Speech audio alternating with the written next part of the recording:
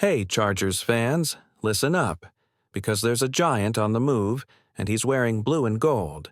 The Los Angeles Chargers may have just found a hidden gem, an absolute beast who flew under the radar. Meet Savion Washington. This guy stands at a towering 6 feet 8 inches, 340 pounds. Yes, you heard that right. He wasn't picked in the draft, but the Chargers saw something special and signed him as an undrafted free agent. That's a bold move, and it might just pay off big. But wait, before we dive deeper into this exciting news, make sure you subscribe to the channel, smash that like button, and hit the bell icon so you never miss a Chargers update.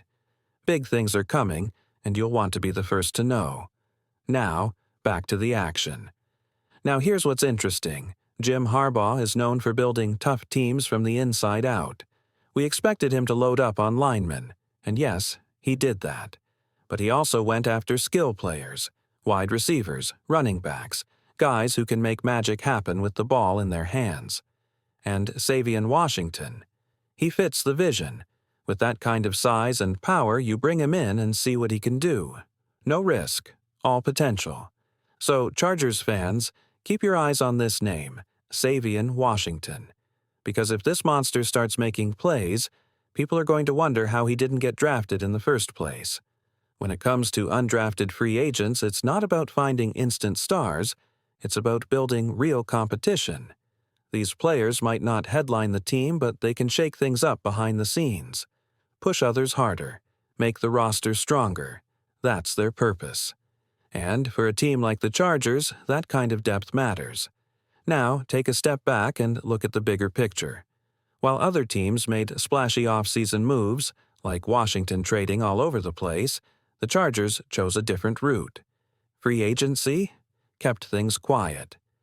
Mike Williams returned, a few holes patched here and there. But the real strategy was clear. The draft was the main event.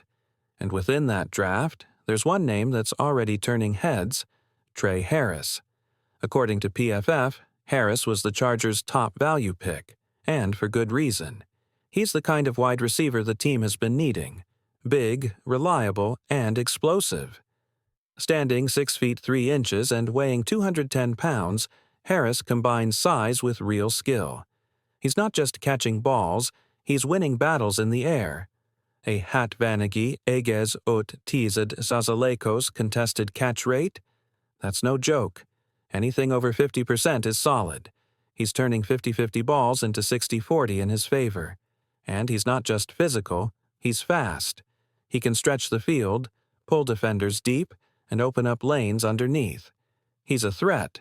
And when you check his snap count and PFF grades across 2 full seasons, durable and dependable. Tre Harris isn't just a good pick, he's a statement. The Chargers needed a receiver like him, and now they've got one. Up next, we'll take a closer look at the rest of the draft class, names like Amarian Hampton, and how they fit into this new-look Chargers team. The Chargers made some bold choices in the draft, but bold doesn't mean reckless. It means going after players with high upside, even if they're not perfect today. Let's start with Keandre Lambert-Smith, a sharp, athletic receiver with solid potential. But the real wild card? Armando Gatson, the tight end with serious playmaking ability. Sure, he's not a blocker yet, but as a weapon in the passing game, he's electric. Sometimes you take a chance on a guy who can stretch the field and make big plays, even if he needs time to grow in other areas. And the Chargers need guys who can make things happen. Now here's something fun. If you compare where each player was drafted to where analysts expected them to go, you'll notice a pattern.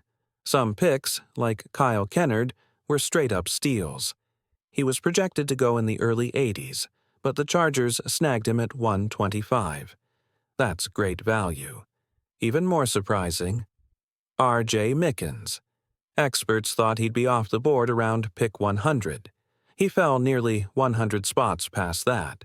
That's the kind of drop that raises eyebrows, but it could turn into one of the most underrated moves of the draft. Of course, not every pick was seen as a value. Some, like Gatson, went earlier than expected. But here's the thing. The Chargers don't need every player to be a safe bet. They need difference makers. And Gatson, if developed right, could become a nightmare for defenses. One of the more exciting situations to watch this season will be the position battle between Trey Harris and Quentin Johnston. Two strong, dynamic receivers, both looking to earn their spot and make an impact. And honestly, there's room for both. The Chargers are clearly building a more versatile offense, and competition like this only makes the team stronger. There's something brewing in the Chargers' wide receiver room, and it's one of the more interesting storylines to watch this season. Two names keep popping up: Quentin Johnston and Trey Harris. Now, let's be clear. Trey Harris isn't here to take over the starting role on day one. At least, that's not the expectation. But what makes things fascinating is how closely Harris fits the original vision the Chargers had for Johnston. Big frame, speed down the field, physical presence, the kind of receiver who can outmuscle defenders, stretch the field, and be that deep ball threat defenses have to respect. In many ways, Harris is who the Chargers hoped Johnston would already be. That doesn't mean Johnston can't get there. He still can. But entering another season, the pressure is on. This is the moment where he needs to prove he belongs, not just as a contributor, but as a reliable weapon in this offense. Ideally, Johnston takes that leap forward. That's what would be best for the Chargers. Let Harris develop at his own pace, bring him in slowly, and let him grow into the role. But if Johnston doesn't show that step up, don't be surprised if Harris starts pushing hard for more snaps. What makes this whole dynamic even more exciting is that the offense around them is ready. You've got Marion Hampton, a powerful runner in the backfield who brings balance. You've got Vlad McConkey, another smart pickup who can contribute in the passing game. You've got two types of tight ends, one that can block, one that can catch. And now you've got options at wide receiver. The Chargers have done something really smart here. They've built a system where no single player has to carry the team. Instead, it's about roles. It's about competition. And that competition is going to make every guy better. This approach reminds me of how smart teams rebuild, not by chasing headlines, but by making strategic, sometimes quiet moves in the draft. It's not always about getting the flashiest name.